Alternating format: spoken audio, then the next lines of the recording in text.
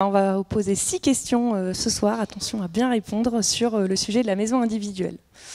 La première question, on entend souvent qu'il y a autour de 80% des Français qui souhaitent habiter dans une maison en France, d'après différents sondages. Mais quand on regarde effectivement, dans le pays voironnais qui nous accueille en 2020, quand on regarde l'ensemble des emménagements, quelle est la proportion effective de ménages qui ont opté pour une maison, selon vous? Donc, vous pouvez... Là, le vote est ouvert. On va prendre un petit temps pour voter. Ah si, il y a quand même vos noms. Je ne sais pas si c'est vos vrais prénoms. Non, voilà, je vous rassure. Et le vote est fermé quand...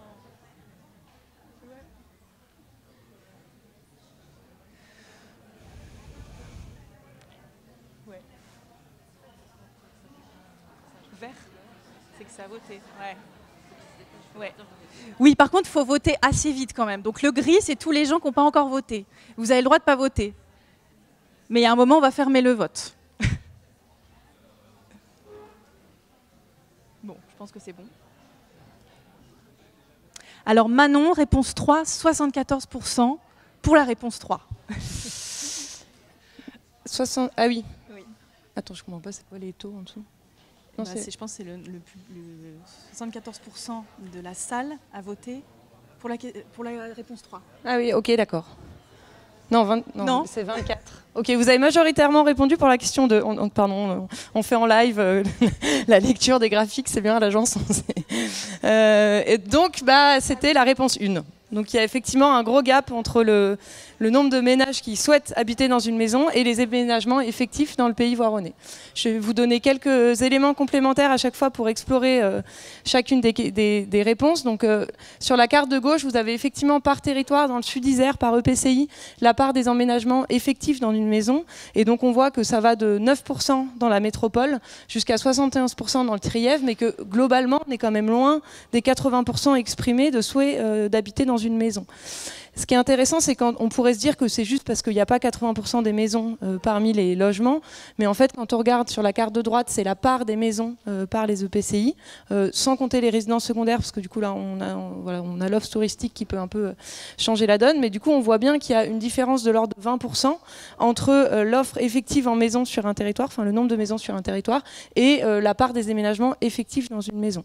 Et ça, c'est vrai pour les déménagements, donc il prend en compte l'acquisition et les locations, mais c'est aussi vrai quand on prend en compte que les acquisitions, où on voit qu'il n'y a que 33 des biens acquis dans le Sud-Isère récemment qui sont des maisons. Et donc on va essayer de comprendre tout au long de ce quiz pourquoi il y a une différence si importante entre l'idéal de la maison individuelle et l'effectivité de réalisation d'un emménagement dans une maison.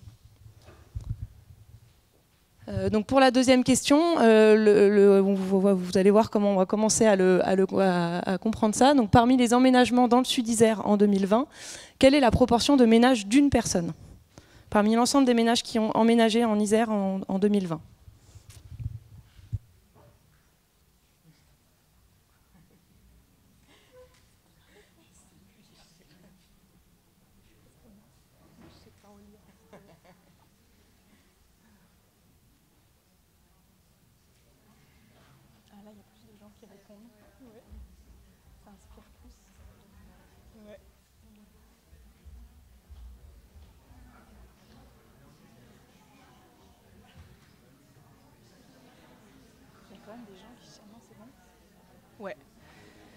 Oui.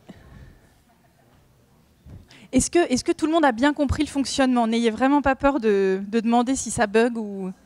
Ouais, parce que le but, c'est quand même que ce soit tout vert, quoi. Il y a des timides, ouais.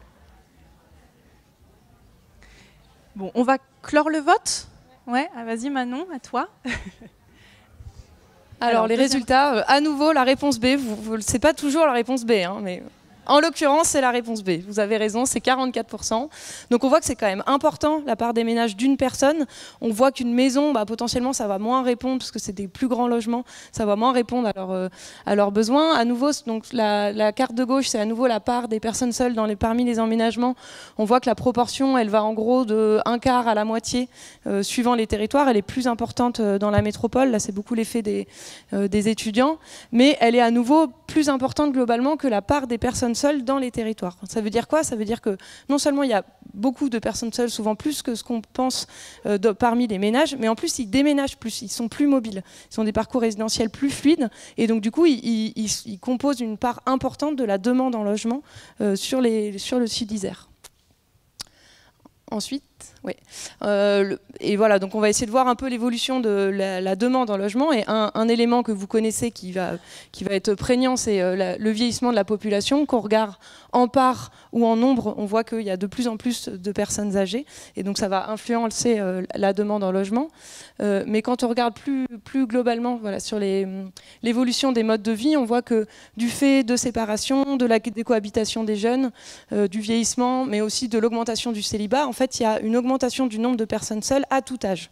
Et donc une demande en logement qui est beaucoup plus composée par des personnes seules ou par des couples à tout âge de la vie. Et donc en résulte, ce que vous connaissez, une diminution du nombre de personnes par ménage. Ça veut dire que du coup, on a une demande en logement globalement qui va être portée plus sur des petits logements et avec des parcours résidentiels qui vont être plus fluctuants, donc plus fluides qu'avant. Un dernier élément pour vous les en tête, de savoir, là je vous parle des ménages mobiles, donc qui sont ces ménages qui déménagent. Donc ça représente à peu près 12% des ménages donc dans le sud de l'Isère, donc quand même 47 000 déménagements par an, donc on voit bien que c'est conséquent, que la demande en logement elle est conséquente en volume, mais c'est à 73% des locataires et à 27% des jeunes. Et on voit bien sur le graphique que les ménages qui déménagent, donc les ménages mobiles, ils sont beaucoup plus jeunes, c'est la courbe en orange, que les ménages stables qui ne déménagent pas sur une année. Voilà, pour vous donner un peu le contexte. Alors, on passe à un autre grand sujet pour acquérir une maison, qui est le prix. Donc, à votre avis, en Isère, quelle est la proportion des ménages qui peuvent acquérir une maison avec un apport de 20 000 €? Là, ça devient compliqué. Les sourcils se froncent. Un apport de 20 000 €, c'est un petit apport. En fait, c'est volontairement se mettre dans la place d'un primo-accédant qui a un apport qui est plus limité pour acquérir une maison.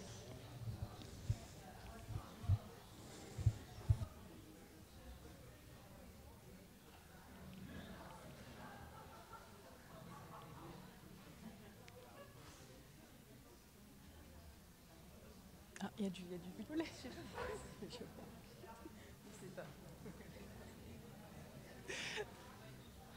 Je pense qu'il a été éjecté du jeu. Je ne sais pas trop combien de temps. Allez, on donne la réponse. Ah voilà, effectivement, moins de 10%, là, vous avez majoritairement bien répondu. On voit qu'une maison, donc la diapositive suivante, en fait c'est de loin le bien le plus cher quand on compare par rapport aux autres segments marché, aux appartements anciens, aux appartements neufs, aux terrains à bâtir, c'est vraiment le bien le plus cher et donc forcément il est excluant pour plein de ménages. Et on voit que bon, il est encore plus dans les EPCI, la métropole, le Vercors, le Grésivaudan, le Pays Voironnais, on a effectivement moins de 10% des ménages qui peuvent acquérir une maison avec un apport de 20 000 €. C'est un peu plus accessible dans les territoires de montagne et voilà, dans la Bièvre, dans la SMVIC, mais on voit que voilà, globalement c'est quand même un bien qui reste assez peu accessible. Et ça c'est un calcul qui est fait sans tenir compte des conditions d'accès au crédit. En fait, on regarde par rapport au budget théorique, par rapport aux revenus, mais on ne regarde pas la question de savoir est-ce qu'il y a bien un CDI, voire 2 CDI, etc. Pour entrer un peu plus dans le détail, ça c'est une étude qu'on a fait l'année dernière pour la métropole, de regarder l'accessibilité financière des logements, mais par profil de ménage. Et donc en fait, vous avez la même chose de regarder, on calcule un budget théorique par rapport aux revenus des ménages et on compare par rapport aux prix qui sont effectivement pratiqués. Donc là, c'est les prix de 2021 et c'est les taux d'intérêt de 2022 aussi, important. Parce que ça, voilà, avant l'augmentation importante, et on voit bien que les personnes seules, les jeunes ménages et les locataires du parc social, en fait, ils ne peuvent pas acquérir un logement en revenu médian, du moins, en termes de prix, et que même avec un apport de 20 000 €, les couples et les couples avec enfants, ils vont réussir à acquérir un appartement ancien et un appartement neuf, mais que la maison est complètement inaccessible. En tout cas, avec un apport qui est faible. Donc, ceux qui achètent des maisons, c'est ou l'objet quand ils revendent un autre bien, ou parce qu'ils ont un apport beaucoup plus important. À noter aussi, sur les couples avec enfants, les familles, globalement, c'est ceux qui ont le plus de ressources financières. On cible souvent les familles dans les dynamiques de peuplement en pensant que c'est ce type de ménage qu'il faut aider. En fait, ce qu'on voit, c'est que les ménages qui ont le plus besoin de logement social, de logement abordable, voilà, d'un coup de pouce pour accéder à un logement, c'est pas les familles, en fait, au global. C'est plutôt voilà, les personnes seules, les jeunes et les locataires du parc social, les familles monoparentales aussi. Un dernier point du coup sur la maison qui fait que c'est un bien qui est quand même très spécifique, c'est le fait que c'est vraiment un produit de propriétaire dans lequel on reste longtemps. La maison, il y a 88% des maisons qui sont occupées par leurs propriétaires et 71% des maisons qui sont occupées depuis plus de 10 ans. Donc on voit bien que c'est un produit qui est pas locatif et qui est pas du tout fluide. Et donc si on accumule tout ce que je vous ai dit jusqu'ici, on voit que ce sont des grands logements, donc assez peu pour les personnes seules, c'est des biens qui sont chers, donc inaccessibles financièrement à toute une partie de la population. C'est des biens qui sont pour les ménages qui souhaitent devenir propriétaires ou rester propriétaires et qui ont un projet résidentiel de long terme sur lequel ils peuvent se projeter longtemps. Donc voilà, on comprend bien que ça ne peut pas répondre en fait à tous les besoins en logement. On va explorer un autre aspect maintenant qui est la question foncière que vous connaissiez bien. Donc à votre avis, quelle est la part de la consommation foncière de l'habitat qui est causée par la construction de maisons individuelles dans le Sud-Isère entre 2015 et 2020 ? Est-ce que c'est 49, 64 ou 79%?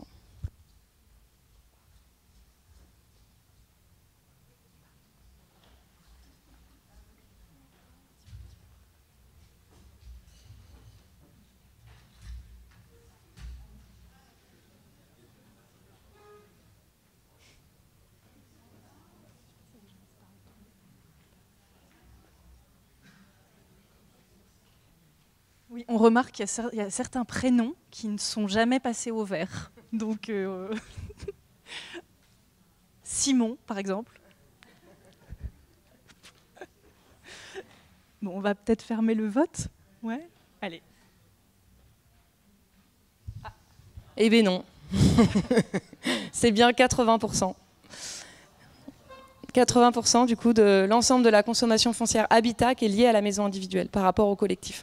Donc on voit bien à l'heure du ZAN, l'enjeu de l'objectif de zéro artificialisation, l'enjeu que ça va représenter.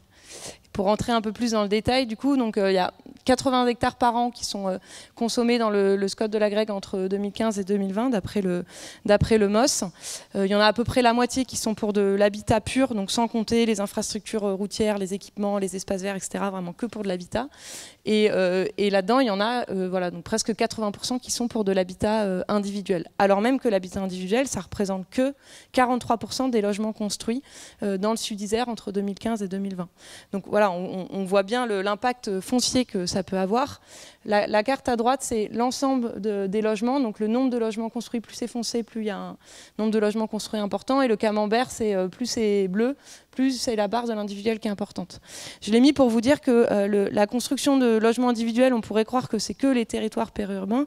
En fait, ça l'est pas, parce que dans la métropole, s'il y a une proportion beaucoup moindre de maisons individuelles, comme globalement il y a beaucoup plus de logements qui sont construits, en fait, ça reste quand même un enjeu important. Et ça l'est d'autant plus sur des territoires qui sont principalement fondés sur la production de maisons individuelles dans leur développement résidentiel.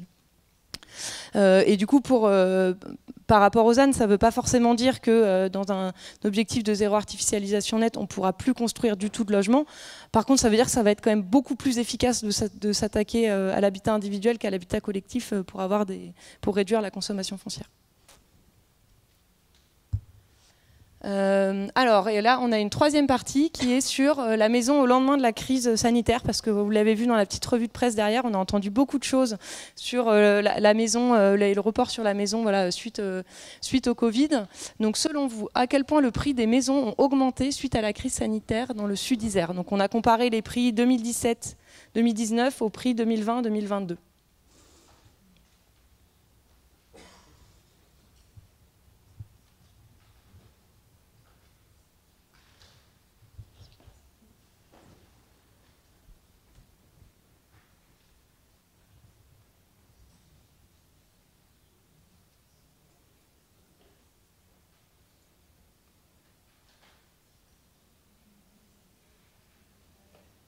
Bon, cette question vous inspire? Simon ne répond toujours pas, mais Il y a encore du vert. Bon, on va clore le vote. C'est à égalité, mais du coup, c'était la réponse B. Il fallait répondre B cette fois-ci. Donc, c'est bien plus 40 000 sur les deux périodes triennales. Ouais, oui, c'est pas facile. Et du coup, donc, vous voyez sur la carte de gauche, c'est effectivement l'évolution des prix par EPCI avant et après Covid. Donc on voit ça a augmenté globalement partout. Il y a quand même certains territoires dans lesquels ça a augmenté particulièrement. On le voit dans le Vercors, le Grésivaudan, dans les Bièvres, où on a une augmentation importante des prix des maisons. Ce qui est intéressant sur la carte de droite, c'est qu'on a fait la même chose pour le prix des appartements anciens, parce qu'on aurait pu s'attendre en post-Covid. On en a beaucoup entendu que tous les ménages voulaient des maisons. Et en fait, on voit que les prix ont également augmenté, voire même parfois plus augmenté sur certains territoires pour les appartements que pour les maisons. Et donc c'est intéressant parce que ça montre qu'il y a aussi beaucoup de ménages qui ont réalisé leur souhait résidentiel avec des prix importants aussi dans des appartements. Et justement, du coup, à la diapositive suivante, on commence à déconstruire un peu la limite entre ce qu'est un appartement et ce qu'est une maison. Donc, on voit que le gros des transactions post-Covid, elles se sont portées sur des appartements avec balcon et avec une surélévation financière importante de l'ordre d'un quart des prix des logements quand les appartements avaient des balcons. Je vous ai pas remis les chiffres, mais c'est à peu près pareil, un peu moins quand les appartements ont un stationnement ou quand les appartements ont un espace de stockage type cave, pardon. Comme une cave. Le deuxième élément qui est vraiment très intéressant sur cette diapositive, c'est les chiffres qu'on a à gauche, c'est les chiffres de l'OFPI qui, sur le SCOT de la grande région grenobloise, nous montrent le prix des maisons à gauche et des appartements au milieu, selon la date de construction. Et en fait, ce qu'on voit, ce qui est vraiment intéressant, c'est que le collectif de loin, les biens les plus valorisés, c'est les biens qui sont récents, qui sont construits après 2005, où on dépasse les 3 000 € du mètre carré sur les prix de 2018 à 2022. Alors qu'à l'inverse, pour l'individuel, les prix les moins chers, si on ne prend pas en compte la maison de centre-bourg qui est quand même très spécifique, les prix les moins chers, c'est les maisons qui ont été construites après 2005. Et du coup, ça interroge quand même fortement sur la manière dont on a construit les maisons sur ces 20 dernières années dans le SCOT de la Grecque, mais on a les mêmes résultats à l'échelle de toute l'Isère. Et en fait, on voit bien qu'il y a des attraits de la maison individuelle que sont l'accès à un espace privé extérieur, un stationnement privatif et des espaces de stockage qui ont été intégrés dans les programmes collectifs depuis une vingtaine d'années. On voit qu'il y a tout le neuf maintenant, il se construit, il y a ces offres-là quasiment toujours qui sont offertes, alors même que la construction neuve de maisons individuelles depuis 20 ans, elle est beaucoup éloignée des centres-bourgs, sur des surfaces très petites, avec des qualités constructives qui sont moyennes, des problèmes de covisibilité, de voisinage. Et donc on voit bien que ça interroge la manière dont on construit. Pour reprendre les mots de François Leclerc qui était dans l'entrée, là, que vous avez peut-être lu, on voit que la maison individuelle, elle a besoin d'être réinventée aussi dans la manière dont on a construit. Et par ailleurs, je rajouterais qu'on aurait aussi peut-être besoin de réinventer le collectif ancien et de réintervenir plus massivement sur le collectif ancien. Voilà, la dernière question. Alors là, on est en France. À l'échelle de toute la France, il y a le PUCA qui a fait une étude où ils ont pris les données de la Poste, des déménagements de la Poste avec le suivi de courrier, pour regarder post-Covid quel est l'impact, à quel point du coup il y a eu un exode rural, donc qui ont été beaucoup relayés dans les médias pour mettre un peu des chiffres dessus. Donc du coup, à votre avis, la crise sanitaire a-t-elle renforcé la périurbanisation en France, c'est-à-dire quelle est l'évolution des déménagements vers les communes rurales ? Je vous ai mis les chiffres en France parce que comme c'est une étude du PUCA, du coup on n'a pas les résultats métropolitains et les données de l'INSEE ne nous donnent pas encore les chiffres post-Covid.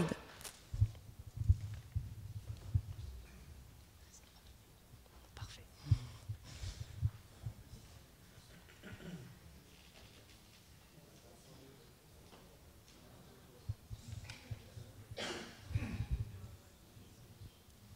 Bon, on va fermer le vote. Merci. Ah, encore serré. Ouais, encore serré, mais c'était bien la réponse A. ça a augmenté, mais que d'un petit point de pourcentage. Donc en fait, on voit qu'il n'y a pas eu un renversement de table. Toutes les études nous montrent qu'il y a eu une évolution, ça a plutôt fait une confirmation de tendance qu'un renversement de table sur les grandes dynamiques démographiques post-Covid. Et en fait, on voit que le gros des déménagements se fait encore au sein des villes de même taille, donc de grandes villes vers grandes villes, de villes moyennes vers villes moyennes, etc. Voire même à l'intérieur d'une même commune. À l'intérieur d'une même commune, ça représente encore plus d'un quart, quasiment un tiers des déménagements en France. Et que du coup, les déménagements de tout type de territoire vers des communes rurales, en pré-Covid, c'était 17,2% et en post-Covid, c'est 18%. Donc c'est là le 0,9% d'augmentation. On voit qu'il n'y a pas eu une énorme augmentation des déménagements vers les communes rurales. Et du coup, pour un dernier mot, pour rentrer, un dernier graphique qui va arriver. Voilà. Ça, c'est un graphique qui est intéressant où on voit les soldes migratoires suivant la taille de la commune. Et donc, on voit que déjà, plus la commune elle est petite, donc vous avez les communes rurales en bleu, ensuite les petites villes en marron clair, les villes moyennes en orange, les grandes villes en rose et Paris en rouge foncé en bas. On voit déjà que quand on les classe par rapport au sol migratoire, c'est le sol migratoire l'axe, que plus les communes sont petites, plus le sol migratoire est important, et que quand on passe sur la catégorie des grandes villes, au global en France, il est négatif en fait, et qu'il l'est encore plus. Et là, on voit bien quand même qu'il y a eu une accélération de tendance qui était préexistante, mais qu'après la pandémie, les communes rurales, elles ont tendance à augmenter le sol migratoire. Ça a été plutôt stable pour les villes moyennes, ça a un peu baissé pour les grandes villes, et Paris, mais qui est un cas spécifique de Paris et sa périphérie, qui là pour le coup, on a vraiment vu un départ de Paris, mais ce n'est pas forcément le cas de toutes les autres grandes villes françaises, en tout cas pas aussi massivement. Voilà, j'en ai fini. Voilà.